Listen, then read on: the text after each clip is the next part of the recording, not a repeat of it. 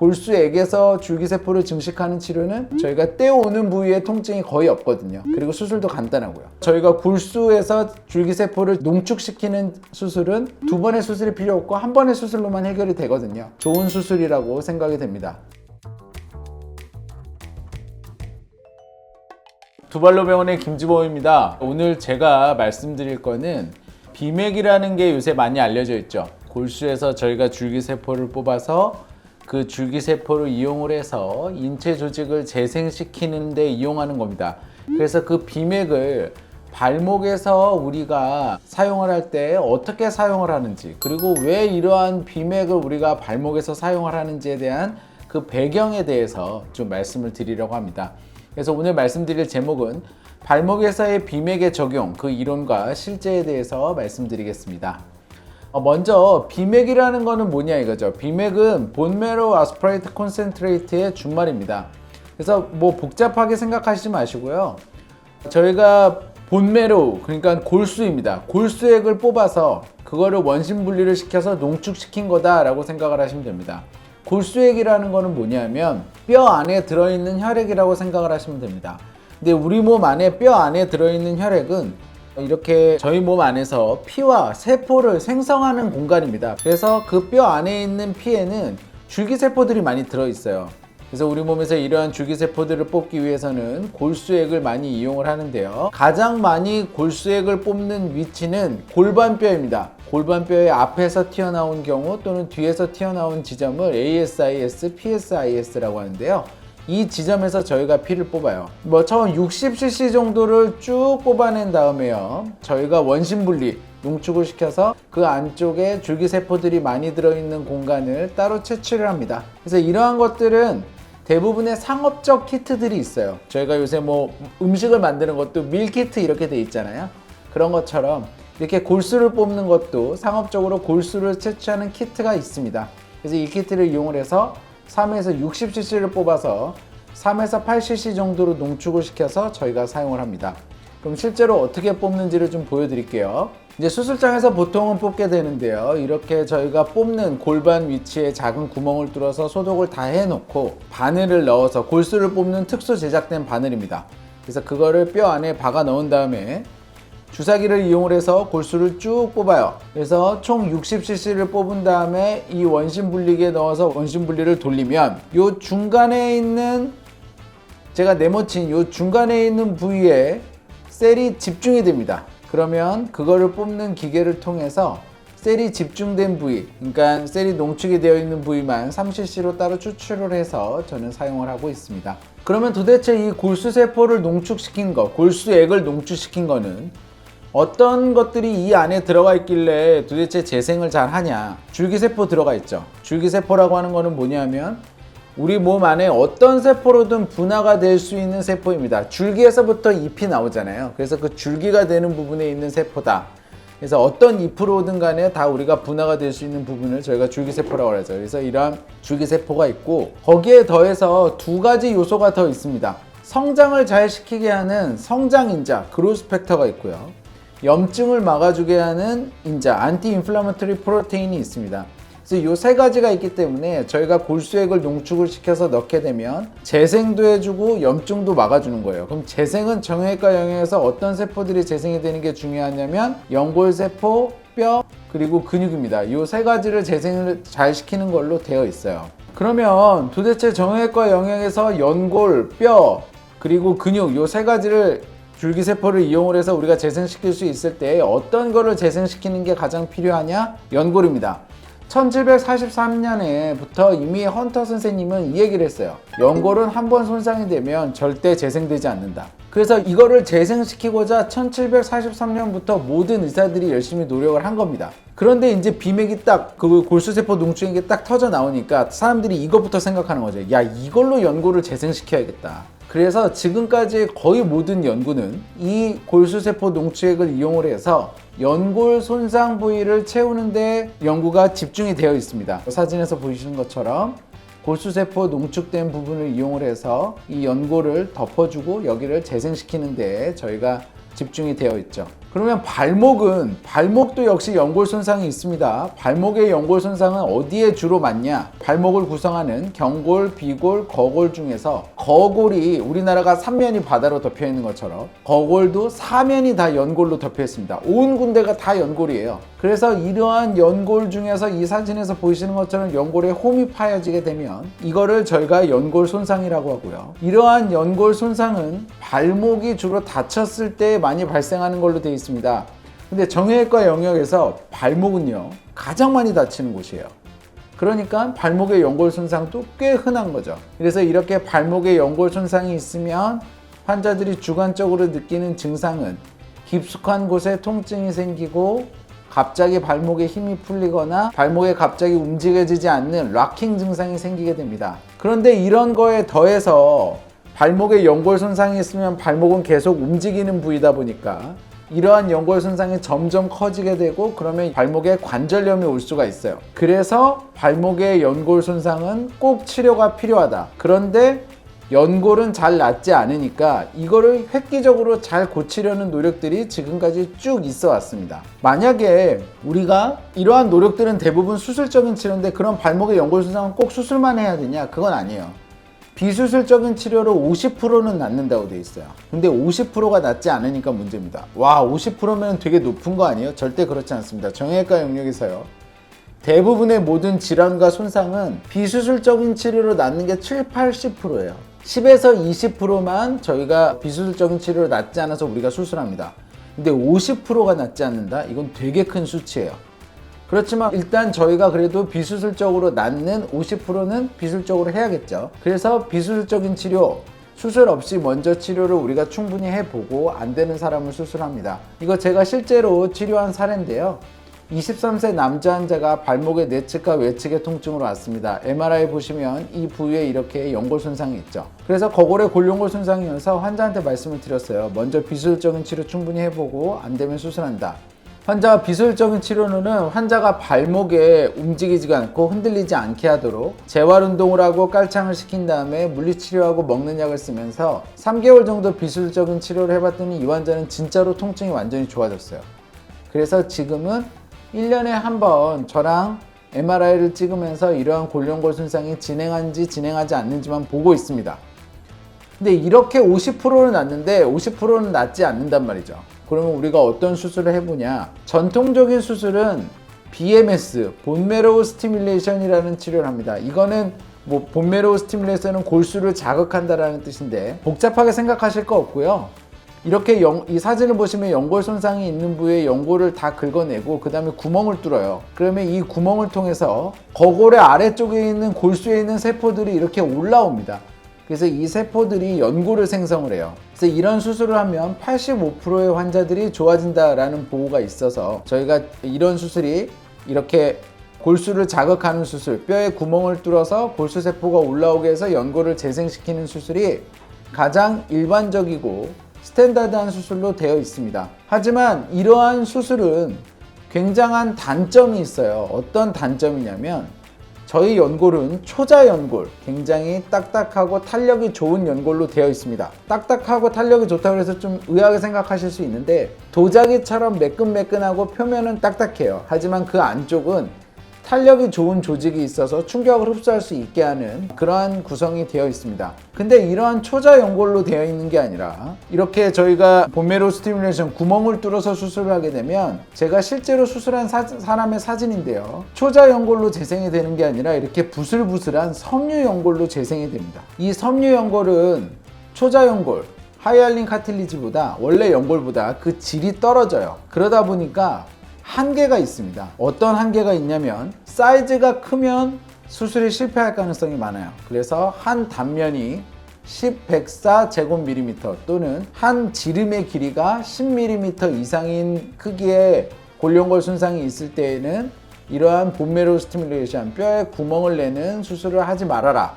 이제 이렇게 되어 있습니다. 또 두 번째로는 연골의 질이 안 좋으니까 10년을 못 버티는 경우가 많아요. 10년까지는 잘 쓰다가 10년 후에는 다시 또 아파져서 재수술이 필요한 경우가 많은데 그러한 경우를 잘 따져보니까 역시 사이즈가 큰 경우 그리고 환자가 비만한 경우 환자가 비만하면 발목에 가해지는 힘이 세잖아요. 그러니까 아무리 연골 손상의 사이즈가 작아도 그걸 견디지 못해서 실패하는 거죠. 그래서 이렇게 골수를 자극하는 수술, BMS라는 수술은 뼈에 구멍을 내서 저희가 간단하게 수술할 수 있는 장점은 있지만 재생되는 연골이 초자연골이 아니라 섬유연골로 재생이 되기 때문에 한계가 있습니다. 그래서 이러한 한계를 저희가 극복하기 위해서 고민을 하는 거죠. 야, 이거 섬유연골 말고 좀 더 좋은 연골, 원래 있는 초자연골로 재생할 수 없나? 야, 당연히 재생할 수 있지. 다른 데서 떼어서 거기다 넣으면 되잖아. 그래서 나온 수술이 ոտ지라는 수술입니다. 이 ոտ지라는 수술은 무릎에서 연골을 채취를 해서 여기 무릎에서 이렇게 연골을 채취를 합니다. 기구를 이용을 해서. 그래서 발목에 연골 손상이 있는 부위에다가 넣어주는 거예요. 하지만 이 수술은 근본적인 한계가 있어요. 제일 저희가 생각하기 쉬운 한계는 무릎에서 떼니까 안 아픈 무릎이 아파질 수 있죠. 그리고 이 기구가 공간을 많이 차지하니까 꼭 여기 보이는 것처럼 뼈를 잘라서 수술을 해야 돼요. 그러니까 수술이 너무 크고, 그 다음에 이 연골을 넣은 부위에, 이거는 나중에 우리가 조사를 해서 아는 거지만 연골을 이렇게 박아놓고 이식한 부위에 뼈에 구멍이 생기는 경우가 많더라라는 이제 보고가 있습니다. 이렇게 다른 데서 뼈 떼지 말고 좀 다른 수술 없냐? 좀 팬시한 거 없냐? 라고 해서 저희가 또 개발이 된 게 1994년에 내 몸 안에 있는 연골세포를 거기다 바로 넣어주자.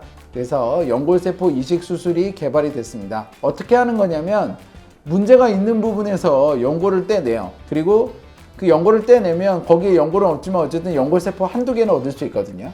그러면 그 연골세포를 실험실에서 증식을 합니다.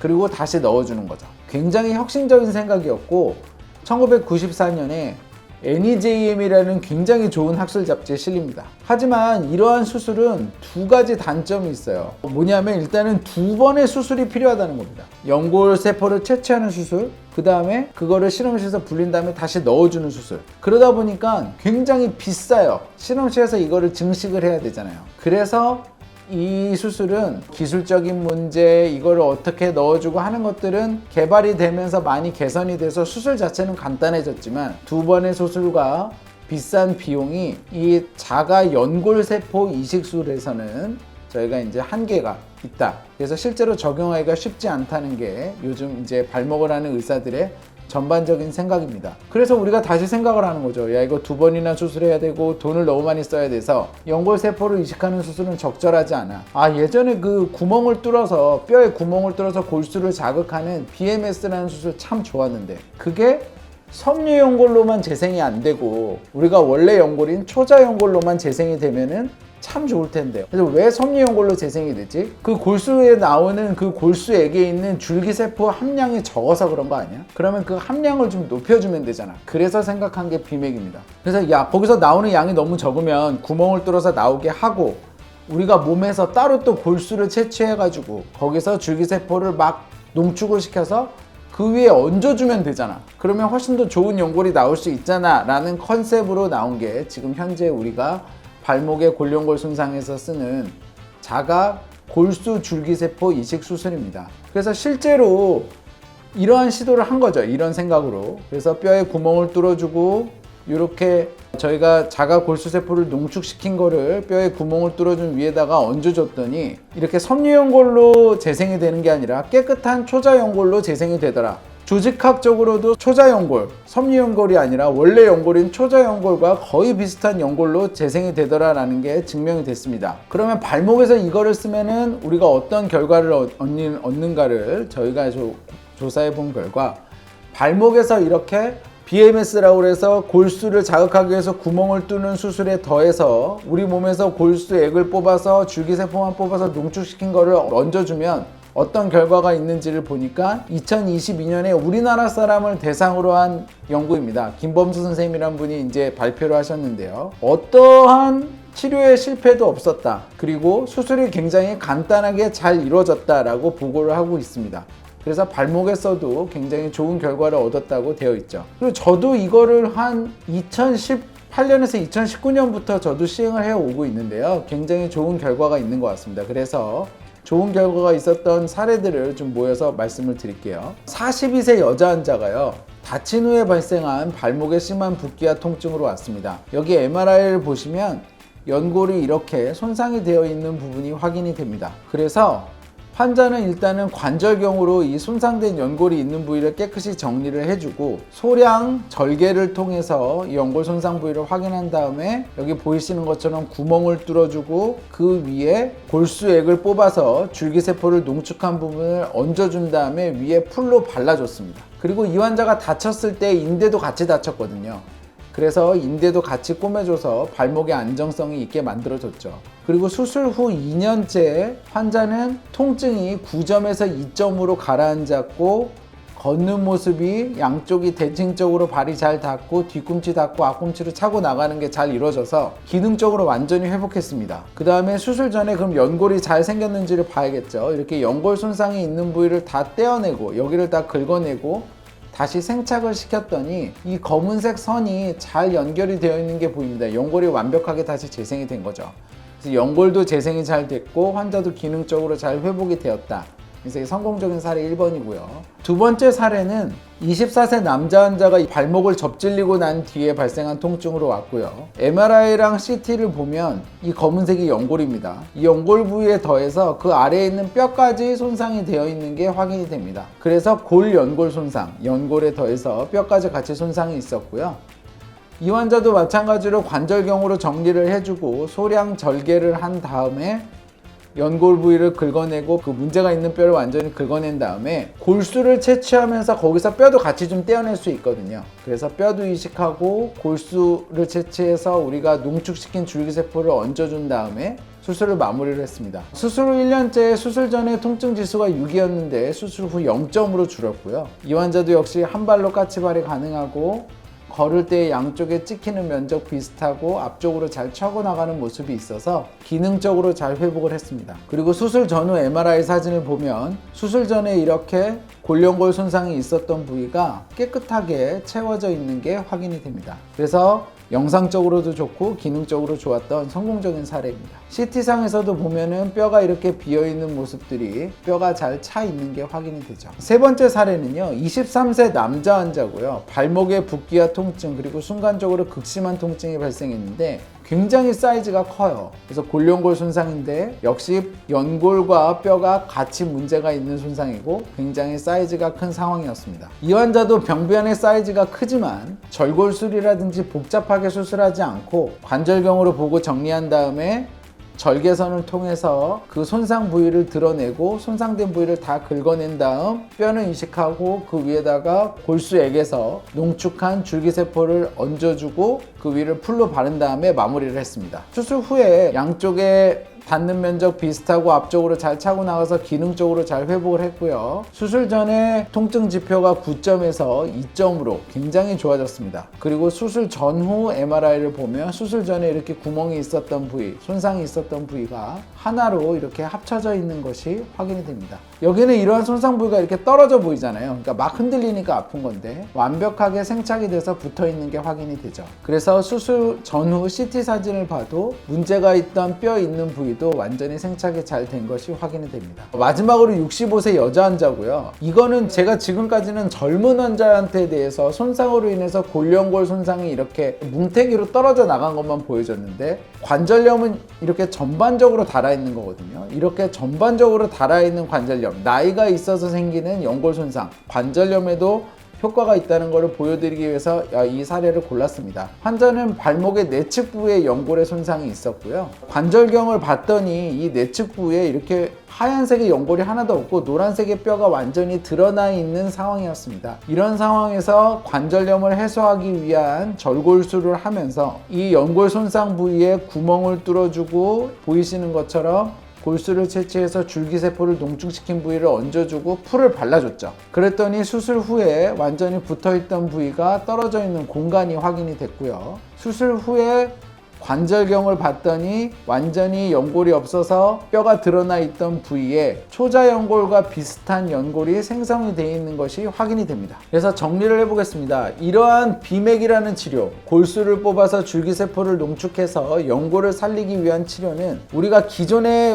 스탠다드로 여겼던 수술, 골수를 자극을 하기 위해서 구멍을 뚫었던 수술이 섬유연골로 재생이 되는 단점을 보완하기 위해서 보완이 됐고요. 실제로 보완이 잘 되는 걸로 생각이 됩니다. 이러한 초자연골을 재생하는 다른 수술, 무릎에서 연골을 띄우는 수술, 아니면 내 몸 안에 있는 연골세포만 따로 저희가 증식을 해서 옮겨주는 수술의 단점을 다 보완을 했어요. 예를 들어서 무릎에서 연골을 떼우는 수술은 무릎이 아파질 수 있고, 그 다음에 수술의 크기가 크니까 수술의 크기가 커진다는 단점이 있었는데, 골수액에서 줄기세포를 증식하는 치료는 저희가 떼어오는 부위에 통증이 거의 없거든요. 그리고 수술도 간단하고요. 그리고 내 몸에 연골세포를 증식하는 거는 2번의 수술이 필요한데, 저희가 골수에서 줄기세포를 농축시키는 수술은 2번의 수술이 필요 없고 1번의 수술로만 해결이 되거든요. 초자연골을 만들 수 있는 기존의 오찌라는 수술, 그리고 내 연골세포를 이식하는 연골세포 이식 수술에 단점이 없는 좋은 수술이라고 생각이 됩니다.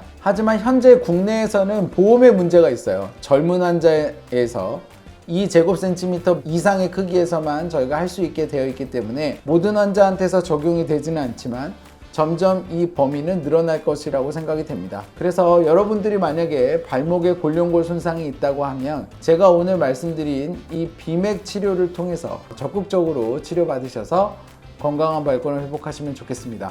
경청해 주셔서 감사합니다.